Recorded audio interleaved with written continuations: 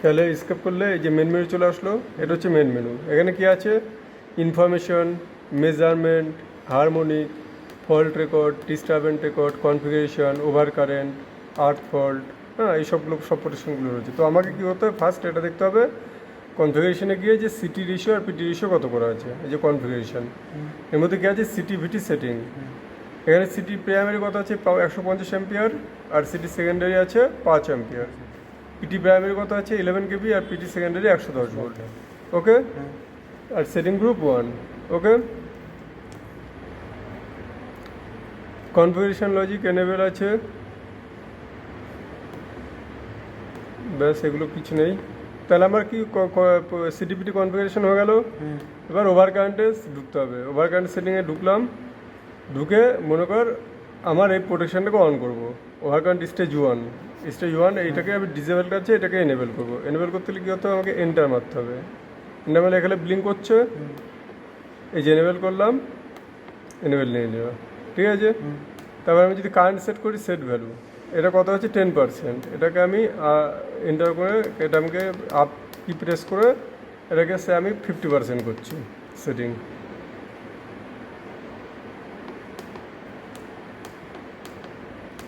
যে 50%, হ্যাঁ। আর কার্ভ কি আছে? আইসি স্ট্যান্ডার্ড ইনভার্স 3, এটা হচ্ছে 3 সেকেন্ড কার্ভ, মানে 10 টাইম কারেন্ট গেলে 3 সেকেন্ডে ঠিক করবে। এসআই 3 মানে, ওকে। তাহলে কার্ভ কি আছে? আইসি এসআই 3। টিএমএস কত আছে? টাইম মাল্টিপ্লাই 0.10, আর ডেফিনিট টাইম 10 সেকেন্ড। এই ডেফিনিট টাইম কখন কাজ করবে?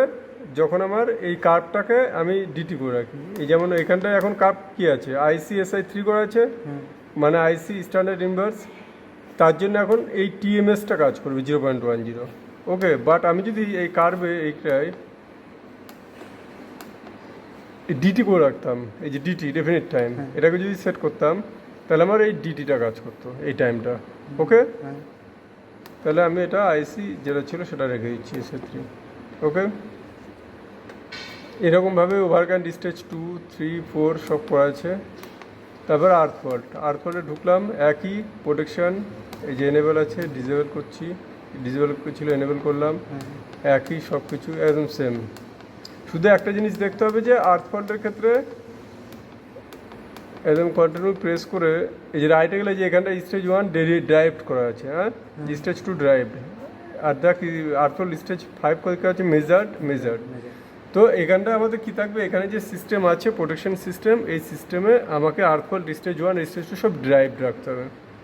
ডেরিভড মানে কি? ডেরিভড মানে হচ্ছে ক্যালকুলেটেড কারেন্ট, মানে আর ওয়াই বি, এই তিনটেতে যে কারেন্টটা ফ্লো করছে, এই তিনটেতে যে কারেন্টটা ফ্লো করছে, সেই কারেন্টের আমি যদি সামেশন করি, সামেশন করলে যে ক্যালকুলেটেড কারেন্ট আসবে, সেই ক্যালকুলেটেড কারেন্টটা কিন্তু আমার এখানে মেজার্ড কারেন্টে শো করবে।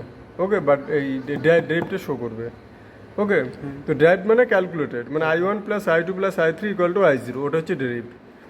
আর মেজার্ড করে রাখলে কি হতো? মেজার্ড করে রাখা মানে হচ্ছে ডাইরেক্টলি ওই রিলের যে কয়েলটা আছে, যে নিউট্রাল কয়েল, সেই নিউট্রাল কয়েলটা ডাইরেক্টলি